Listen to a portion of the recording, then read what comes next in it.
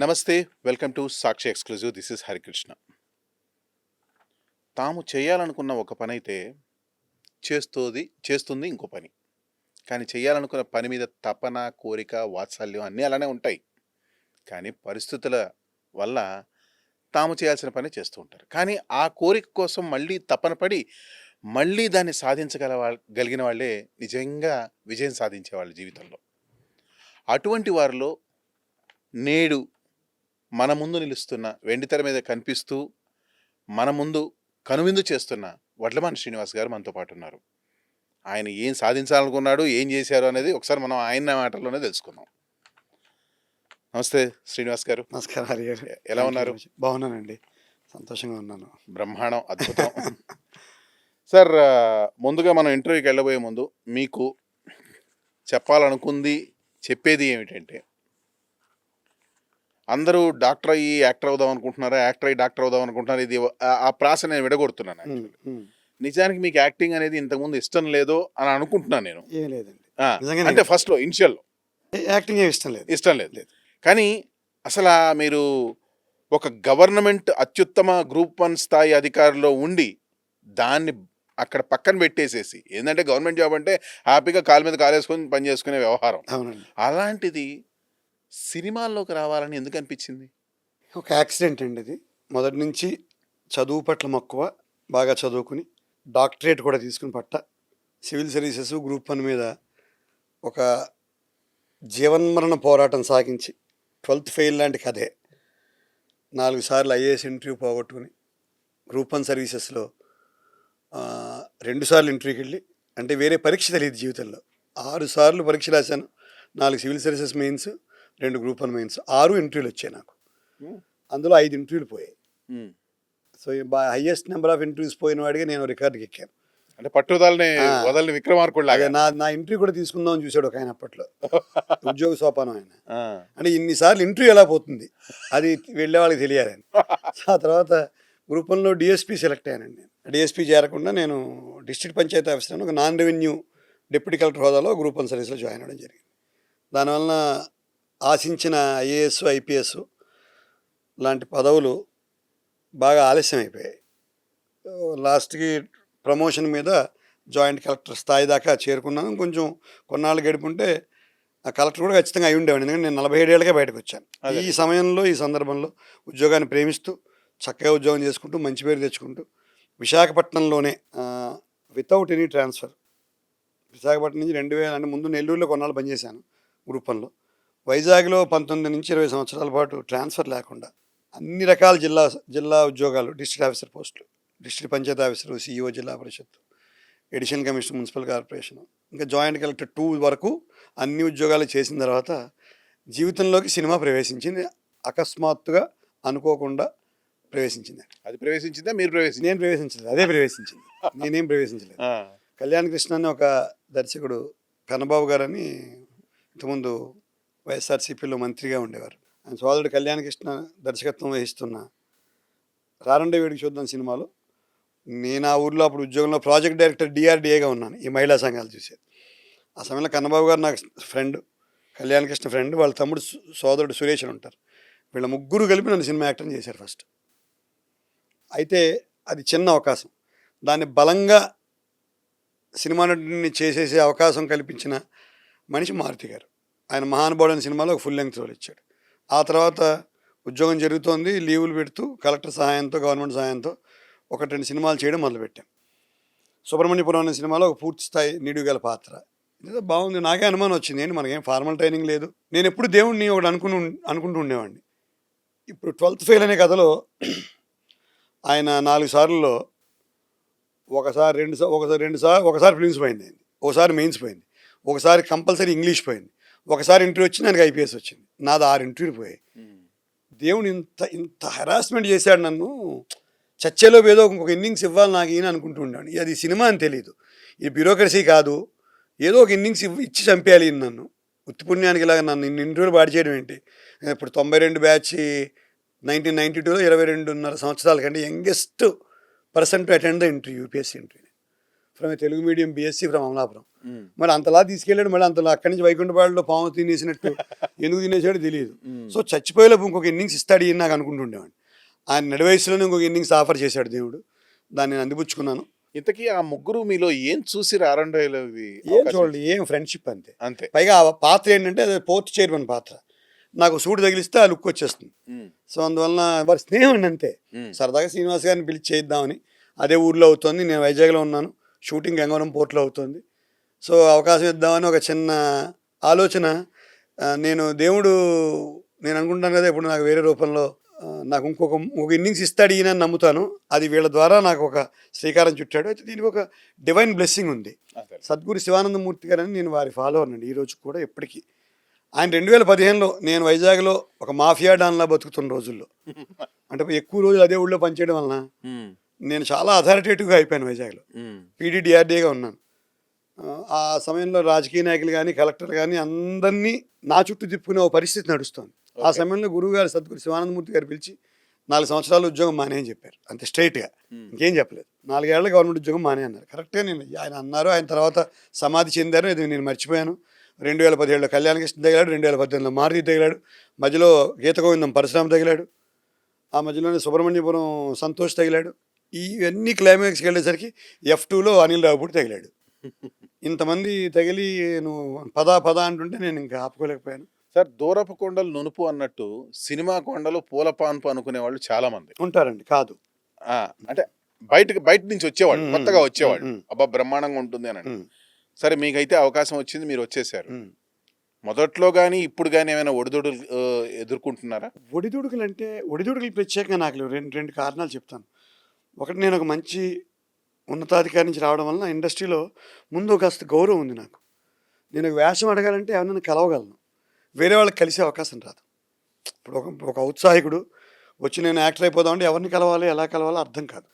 నాకు ఆ సమస్య లేకుండా పోయింది. బికాస్ కొంచెం ఉన్నతోద్యోగం నుంచి రావడం వలన అందరితో పరిచయాలు పెంచుకుంటూ, బ్యూరోక్రసీ నుంచి పొలిటికల్ వ్యవస్థ నుంచి వచ్చాను కాబట్టి ఎక్కడ ఎవరిని ఎలా పట్టుకోవాలో అనే ఒక కిటుకు నాకు బాగా వంట పట్టింది.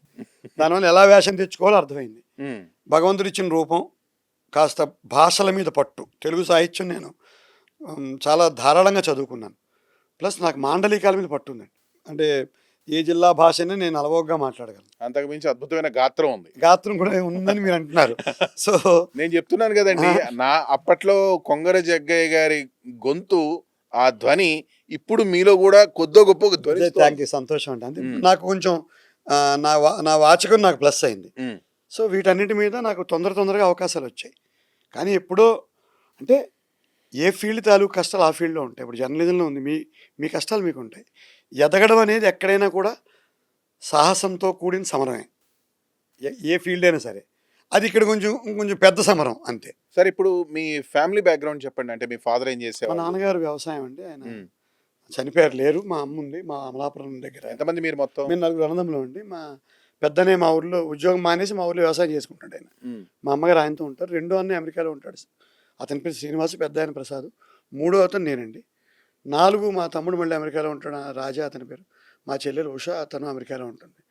మా బావగారేమో రాంబాబు. వీళ్ళందరూ ఐటీ కంపెనీస్లో పనిచేసుకుంటున్నారు. సో ఎక్కడ సినిమా వాసన లేదు.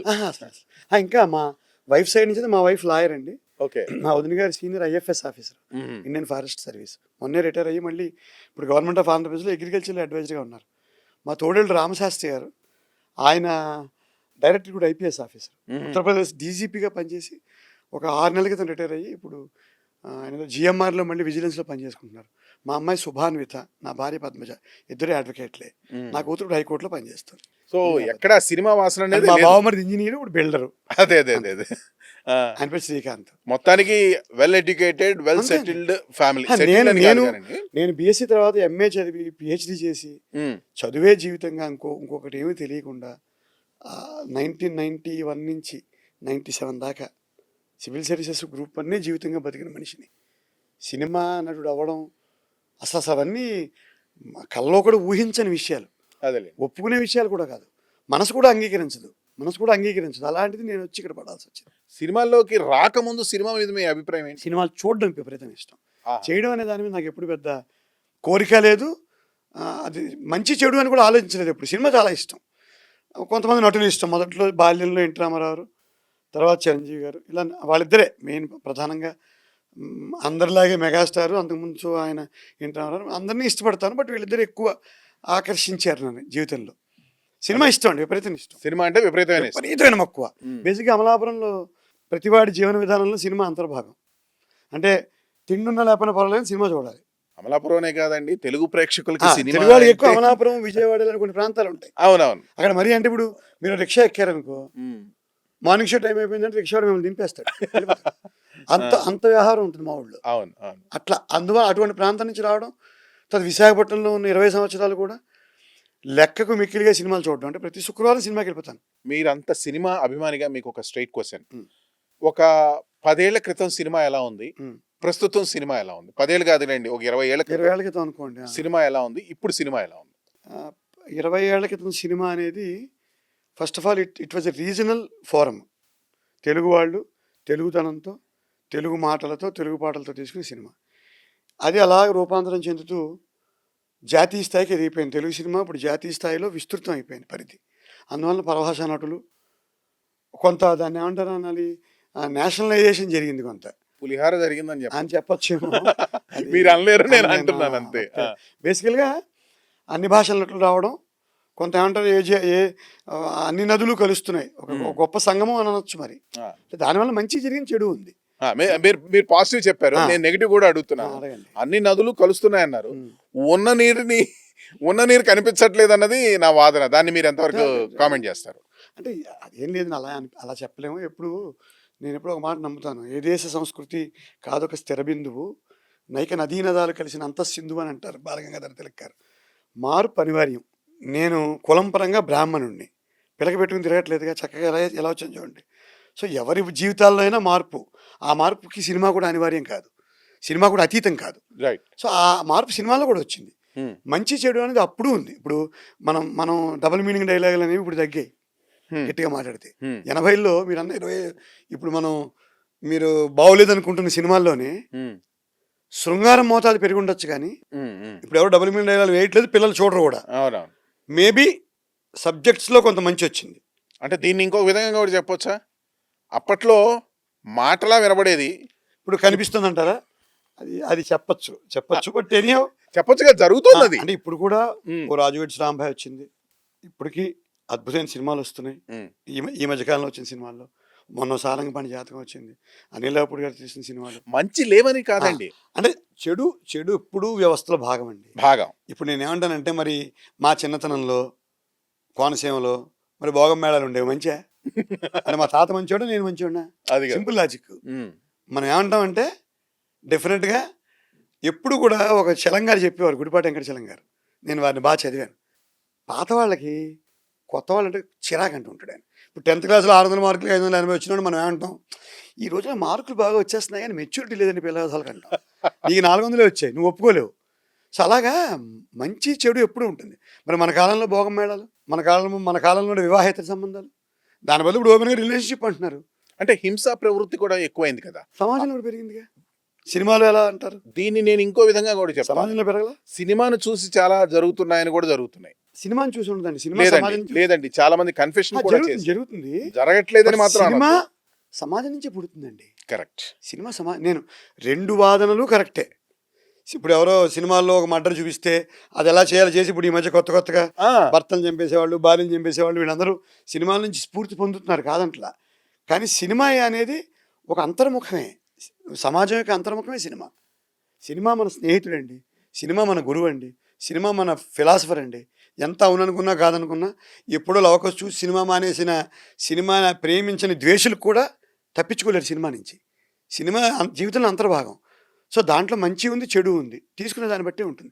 మరి చింతామణి నాటకంలో పాత రోజుల్లో అవును, మరి అప్పుడు లత్తప్ప క్యారెక్టర్ ఎలా వెళ్ళింది, సుబ్బిశెట్టి పాత్ర, లత్తప్ప క్యారెక్టర్ చెప్పేది ఏంటంటే, అయితే నేను ఒకటే మాట చెప్తాను సార్.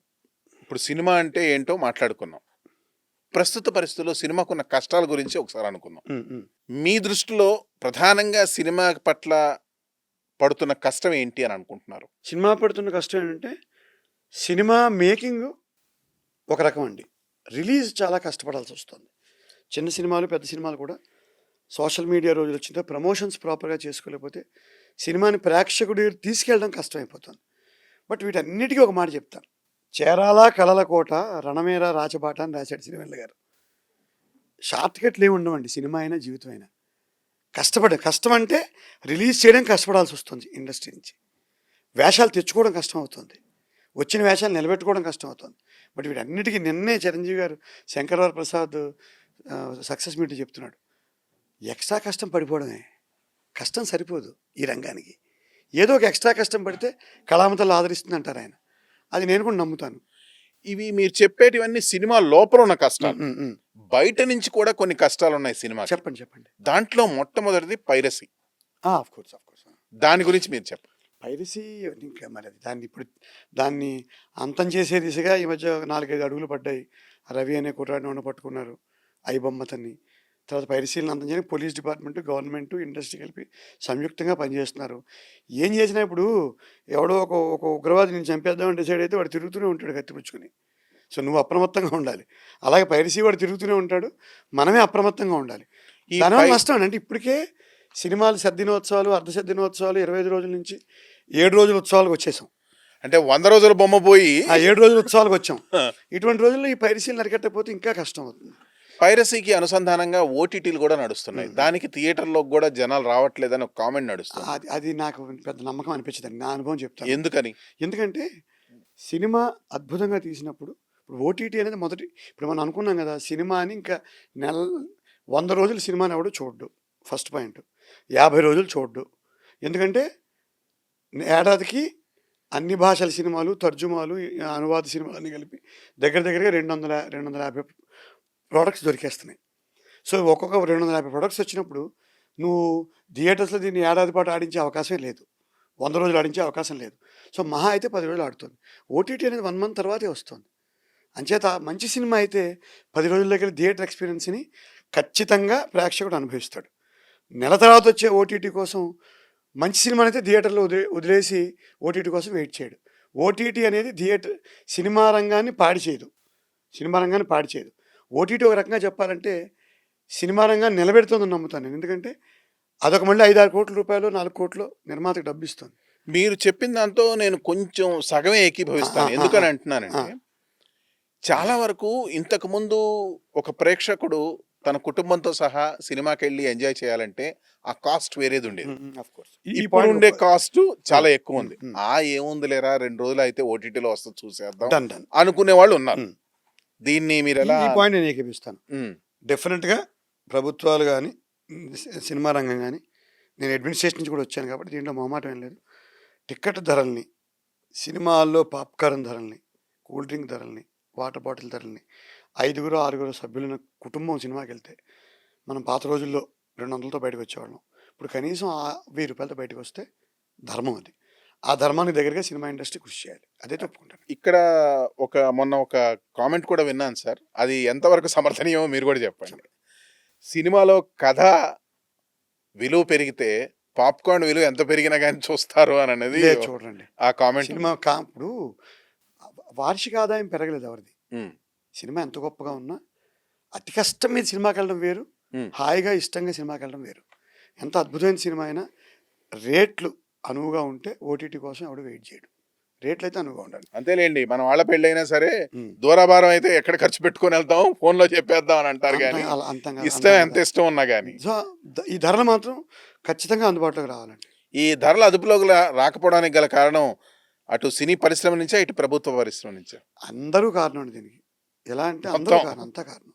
సినిమాలు ప్రొడక్షన్ కాస్ట్లు పెరిగిపోవడం, నియంత్రణ తగ్గడం. సో ఇవన్నీ అంటే చాలా, ఇప్పుడు ఏది నిజం అంటే అన్ని దేని లాజిక్ దానికి ఉంటుంది. మన లిటిల్ హార్ట్స్ అని 80 లక్షలతో తీస్తే 50 కోట్లు సినిమా చేసింది. మలయాళంలో 70 లక్షల సినిమాలు, ₹1 కోటి సినిమాలు 25 కోట్లు చేస్తున్నాయి. సో నేనేమనుకుంటున్నానంటేనండి, ఈ పెద్ద సినిమాలు కావాలి, భారీతనం కూడా అవసరంగా. అన్నిసార్లు మనం చిన్న కథలనే ఆదరించడం కాదు, ఈ భారీతనంలో కూడా ఎక్కడో అక్కడ ఖర్చు మీద నియంత్రణ తెచ్చుకోగలిగి సామాన్య ప్రేక్షకుడికి అందుబాటులో భారీ సినిమాని ఉంచాలి. సమాజం నుంచి, ప్రజల నుంచి, మన కష్టాల నుంచి, మన జీవితం నుంచి కథలు పుట్టుకొస్తున్నాయి. వాటికి ఓటీటీ మంచి ప్లాట్ఫామ్ అవుతుంది. ఇప్పుడు ఈటీవీ విన్లో నేను ఇన్ని 140-150 సినిమాలు చేశాను. అతి తక్కువ ఖర్చుతో ఈటీవీలో కాలింగ్ బిల్ అనే కథలో నేను ఒక పాత్ర చేశాను. అది ఎంత సంతృప్తిని ఇచ్చింది నాకు. అది అందరూ చూశారు కూడా. దానికి బోలెడు అప్రిసియేషన్ కూడా వచ్చింది. సో ఈ రకంగా భారీ సినిమాలు కూడా ప్రజలకు అందుబాటులో ఉండేటట్టుగా వాటి ధరల్ని నియంత్రించడంలో ప్రభుత్వాలు, సినిమా రంగం కృషి చేయాలి. చిన్న సినిమాలు ఎప్పుడు కూడా సమర్థనీయం, ఆదరణీయం, అవి వస్తూనే ఉంటాయి. వాటికి సినిమా హాల్స్ దొరకాలి, సినిమా థియేటర్లు వాటికి అందుబాటులో ఉంచే ప్రయత్నం నిర్మాతలు, హీరోలు, ఇండస్ట్రీ అందరూ కలిపి నిర్ణయాలు తీసుకోవాలి దీని మీద. పైరసీ, ఓటీటీ భూతాల కష్టాలతో పాటు ఇంకొక దారుణమైన భూతం సినీ పరిశ్రమ ఎదుర్కొంటుంది, రివ్యూలు.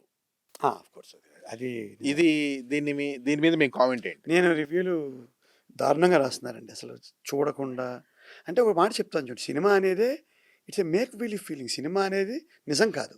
Cinema is not truth. అభూత కల్పన. కల్పన కదా సినిమా, కల్పన. ఒక్కోసారి ఆ పర్సంటేజ్ ఎక్కువ ఉంటుంది, ఒకసారి పర్సంటేజ్ తక్కువ ఉంటుంది. దాన్ని మనం ఏ కీలుగా ఆ కీలు తీసేసి దాన్ని ఏమంటారు, శల్య పరీక్ష చేయకూడదండి సినిమాని సినిమాలో చూడాలి. చూసేవాడి దృక్పథం బట్టి ఉంటుంది. ప్రేక్షకుడు ఏం శల్య పరీక్ష చేయట్లా, అదృష్టవశాత్తు ప్రేక్షకుడు శల్య పరీక్ష చేయట్లా. రివ్యూవర్సే ఎక్కువ శల్య పరీక్ష చేస్తున్నారు. కొంతమంది మంచి రివ్యూవర్స్ వస్తున్నారు. సో జెన్యూన్గా సినిమా చూసి ధర్మమైన రివ్యూ ఇస్తే దాని నుంచి వరీ లేదు. కానీ రివ్యూలు సినిమాలకు కొంత చేటు చేస్తున్నాయండి, అందులో అనుమానం లేదు. అంటే ఈ రివ్యూలు నాశనం అయితే చేస్తున్నాయి, చాలా చాలా చాలా హాని చేస్తున్నాయి.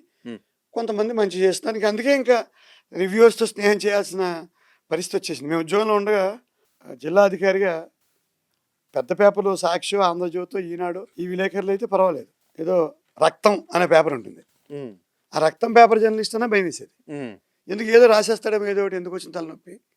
సో రక్తం పేపర్ జర్నలిస్ట్ని ఆఫీస్కి పిలిచి కాఫీ ఇచ్చి, టీ ఇచ్చి, కూర్చోబెట్టి వాడితో ఒక ఎంట్రీ ఇచ్చి మంచి చేసుకునే ప్రయత్నం చేయాల్సి వచ్చేది. ఇప్పుడు ఆ పరిస్థితి నిర్మాతలకు కూడా దాపురించింది అనిపిస్తుంది అప్పుడప్పుడు. అందరినీ నేను విమర్శించట్లేదు. సో రివ్యూవర్స్లో కూడా అద్భుతంగా రివ్యూలు ఇచ్చేవాళ్ళు ఉన్నారు, దారుణంగా దెబ్బతీసేవాళ్ళు ఉన్నారు. మన వ్యక్తులను బట్టి మంచివాడితే మంచి రివ్యూ రాస్తాడు, చెడ్డవాడితే చెడ్డ రివ్యూ రాస్తాడు.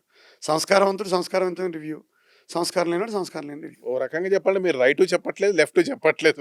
అంతే రివ్యూవర్స్ చెప్తాం కదా, అంతే. రివ్యూర్స్ అనే కాదు, ఏదైనా సరే అంతే. ట్రూ. మీరు మొదట్లో ఇంటర్వ్యూ మొదట్లో అన్నారు కదా, మంచి చెడు రెండు సమానంగా ప్రయాణం చేస్తున్నాయి. నేను నమ్ముతానండి అది. ఇప్పుడు మీలో బోడి చెడు ఉంటుంది, మీలో బోడి మంచి ఉంటుంది, నాలో మంచి ఉంటుంది, చెడు ఉంటుంది. మీరు చూసే కోణాన్ని బట్టే. కరెక్ట్. ఎవరు ఆల్ పర్ఫెక్ట్, ఆల్ సినిమాలు కానీ వ్యక్తులు కానీ.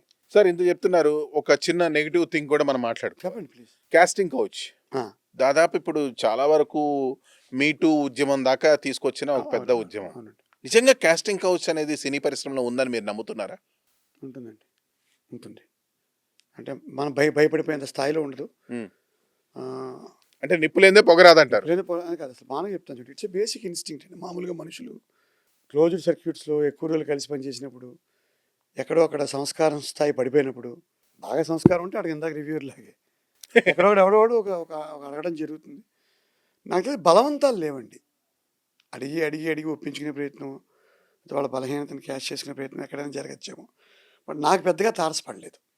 నా అనుభవంతో నాకు ఇలాంటివి ఎక్కడ ఎదురవ్వలేదు. బట్ బేసిక్గా ప్రపంచం, ఆధునిక సమాజంలో, ఆధునిక పోకడల్లో, ఆడవాళ్ళు మగవాళ్ళు మధ్య ఉన్న సంబంధాల్లో వచ్చిన కొత్త పోకడల్లో దాన్ని మీటూ అనో లేకపోతే కాస్టింగ్ కౌచ్ అనే పేరు పెట్టకండి, శృంగారపరమైన కోరికల్ని ఓపెన్గా వ్యక్తీకరించే పరిస్థితి దాపురించింది సమాజానికి. అది సినిమా ఇండస్ట్రీనే కాదు, ఉద్యోగంలో, మీ ఫీల్డ్లో, మా ఫీల్డ్లో, అన్ని చోట్ల. అంటే గ్లామర్ ఫీల్డ్ కాబట్టి ఎక్కువ గ్రామర్ కనపడుతుంది. అంటే ఒక గీత గీసించేవాళ్ళం. ఎప్పుడో ఈయన చెప్తారు, దాశరథి రంగాచార్యులు గారు మృత్యోర్మ అమృతంగమయ అని ఒక పుస్తకం రాశారు ఆయన. అందులో ఆయన చెప్తారు, ఆ పుస్తకం పేరు అమృతంగమయ, మృత్యోర్మ అమృతంగమయ అని ఒక పుస్తకం రాశారు.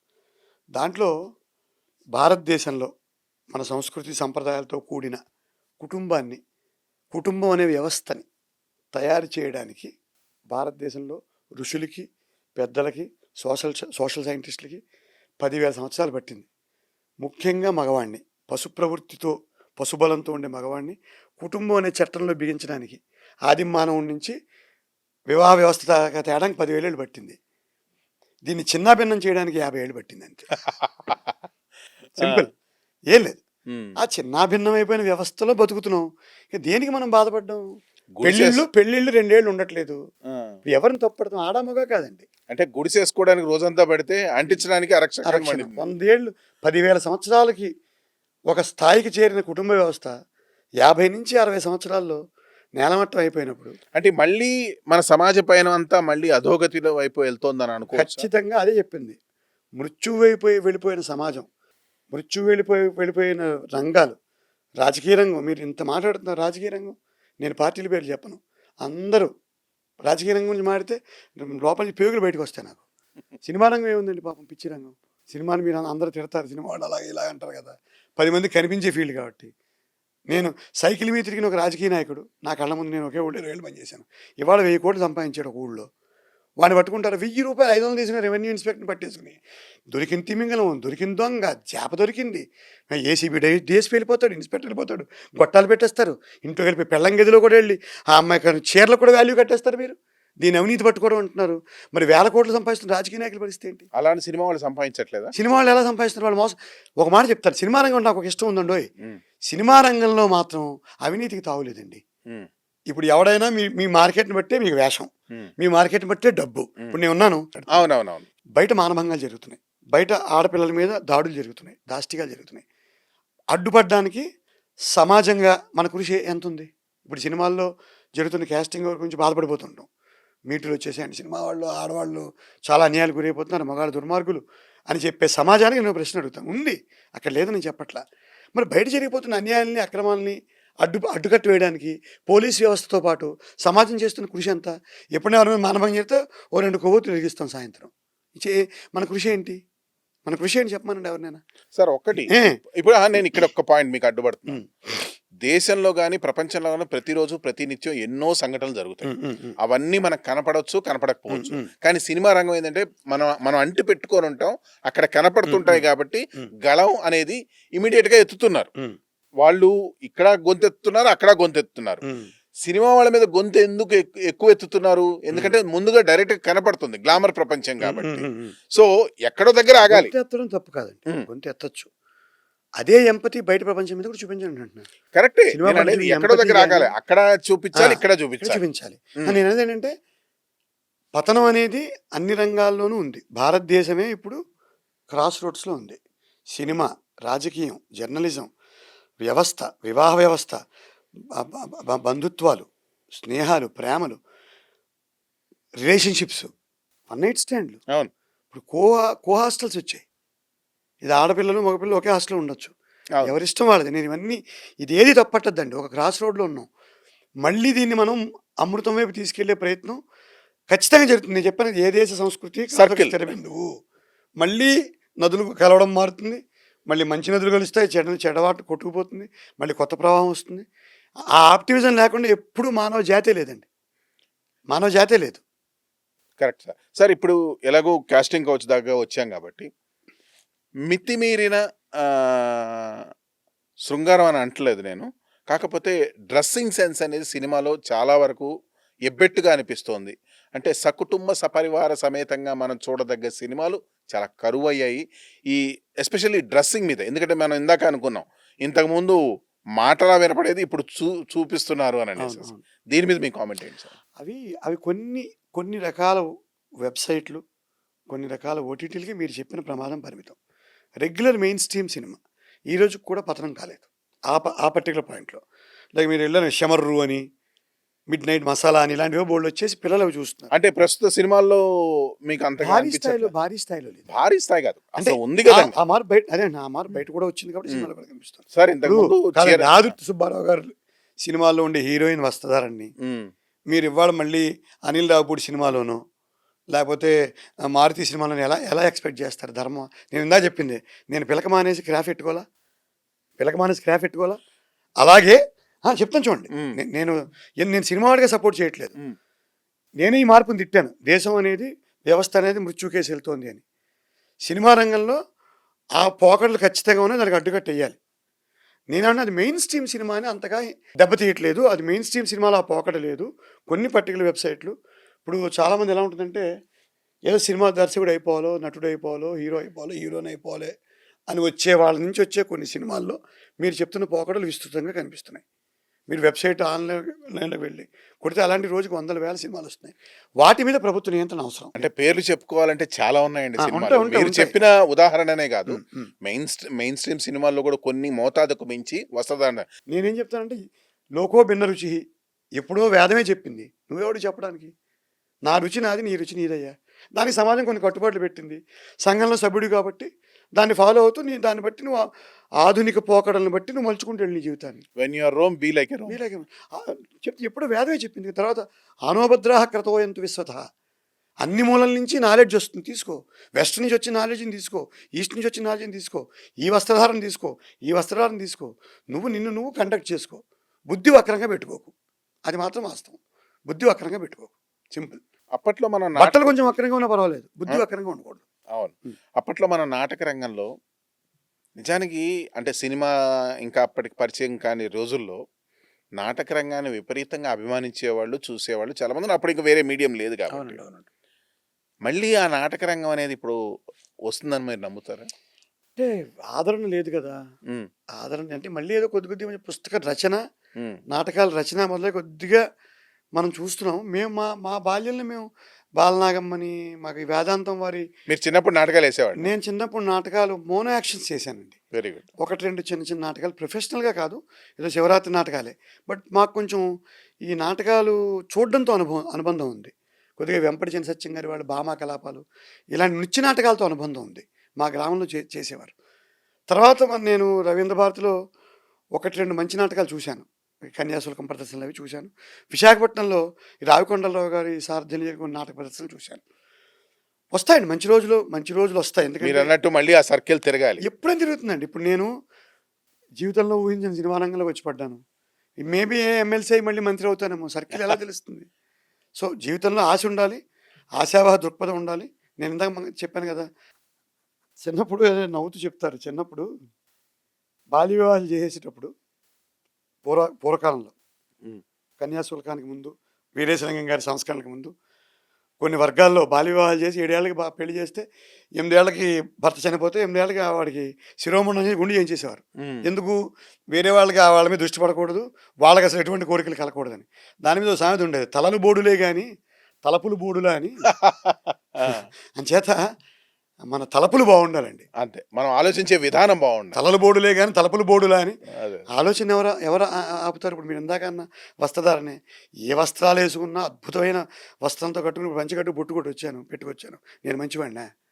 నా తలపు మంచిదై ఉండాలి. హరిగారు, నాకు తెక్కుంది, దానికి లెక్క ఉంది, అది మీకు ఎప్పటికీ అర్థం కాదు. బాగా గమ్మత్తుగా చెప్పారండి. ఉమ్. సరే, ఇదే నేను మిమ్మల్ని నవరసాల్లో అడుగుతానండి. నవరసాల ఇదే డైలాగ్ చెప్పండి నవరసాల్లో. అడగండి. ఫస్ట్ రసం శాంతరసం.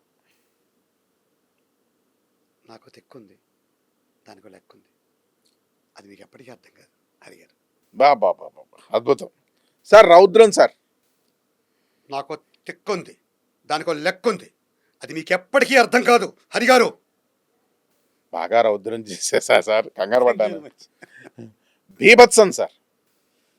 నాకు తెక్కుంది, దానికి లెక్క ఉంది, మీకు ఎప్పటికీ అర్థం కాదు. భయానకం సార్. ఇంకా నెక్స్ట్ రాసం ఇంకా చూపించాలి. నాకు తెక్కుంది, దానికి లెక్క ఉంది, మీకు అర్థం కాదు. బ్రహ్మాండం సార్, అద్భుతం. హాస్యం సార్, నాకు ఇష్టమైన రసం. నాకు తెక్కుంది, దానికి లెక్క ఉంది, ఎప్పటికీ మీకు అర్థం కాదు. అద్భుతం సార్, అద్భుత రసం. నాకు తెక్కుంది, దానికి లెక్క ఉంది, మీకు అర్థం కాదు. కరుణ రసం సార్. నాకు తెక్కుంది, దానికి లెక్క ఉంది, ఎప్పటికీ మీకు అర్థం కాదు. వీర రసం సార్. నాకు తెక్కుంది, దానికో లెక్క ఉంది, ఎప్పటికీ మీకు అర్థం కాదు. గురుగారు, last but not the least, శృంగార రసం. నాకు తెక్కుంది, దానికి ఒక లెక్క ఉంది, నీకు అర్థం కాదులే. అర్థమైంది సార్, అద్భుతం సార్, అర్థమైంది కదా? చాలా బాగుంది, చాలా బాగుంది. Thank you. ఎలా ఉంది మా చంక్? ఇది నేను జనరల్గా ఎప్పుడు ఇలాంటివి చేయడానికి ఇష్టపడినండి. అంటే నేను ఒక రూల్ పెట్టుకున్నాను, I should perform only before the camera on action చెప్పినప్పుడు, సినిమాకి డబ్బులు ఇచ్చినప్పుడే నేను నటించాలని కోరుకుంటాను. బయట ఎక్కడ అది ఇలాంటి ప్రదర్శనలు చేయలేవు, బాగున్నా బాగోలేకపోయినా అవును. It's different matter. బట్ మీరు ఈ కార్యక్రమంలో అదొక మ్యాండటరీ అని అన్నారని నేను అవును సార్, ప్రయత్నం చేశాను. అవును సార్. Thank you. సార్, ఇక రాబోయే నటులకి, కావాలనుకుంటున్న నటులకి, సినీ రంగంలో ప్రవేశించాలనుకునే వాళ్ళకి మీరిచ్చే అడ్వైజ్ ఏంటి? ఒక విత్తనం మొలకెత్తడం సరికొత్తగా గమనించుదాం. నిలువెత్తుగా ఒక విత్తనం మొలకెత్తడం సరికొత్తగా గమనించుదాం. నిలువెత్తుగా ఎదగడం తెలుసుకుందాం అని రాశారు సిరివెన్నెల గారు. ఒక విత్తనం నాటండి, నేలలో నాటుతారు, అది మొలకెత్తుతుంది, చెట్టు అవుతుంది, వృక్షం అవుతుంది, పైకే ఎదుగుతూ ఉంటుంది. సో ఆ నిరాశల్ని, నిస్పృహల్ని, సినిమా వాడికి నిరాశ నిస్పృహ ఉండకూడదు, వాటిని పక్కన పెట్టి ఒక విత్తనాన్ని నాటి నిలువెత్తుగా ఎదగడాన్ని వీక్షిస్తూ మహావృక్షంగా మారడానికి చేరాల కలల కోట, రణమేర రాచబాట అని చెప్పారు. పోరాడండి, పోరాడండి, పోరాడండి, ఇంకా మార్గం లేదు, షార్ట్ కట్ లేదు. పోరాటమే గమ్యం, పోరాటమే శరణ్యం. లేకపోతే కోటలో మీకు బాగా దొరకదు, ఈ నవరసాలు చూపించే అవకాశం అస్సలు రాదు. Thank you sir, thanks a lot. చాలా మంచి విషయాలు చాలా చక్కగా చెప్పారు వడ్లమాని శ్రీనివాస్ గారు. It was great honour and proud అయ్యో, యూ అయ్యో, to be thank you, having thank here. you. Thanks a lot Thanks. For everything sir. ప్రేక్షకులకి, సాక్షి ఛానల్ యజమాని వారికి నా కృతజ్ఞతలు, ఇంత మంచి అవకాశం ఇచ్చినందుకు. థ్యాంక్ యూ గారు. అదండి వడ్లమాని శ్రీనివాస్ గారి అద్భుతమైన మనోగతం. సో నెక్స్ట్ ఎపిసోడ్లో మళ్ళీ ఇంకో గెస్ట్తో మళ్ళీ కలుద్దాం. That's all for today. This is Harikrishna signing off for Sakshi digital.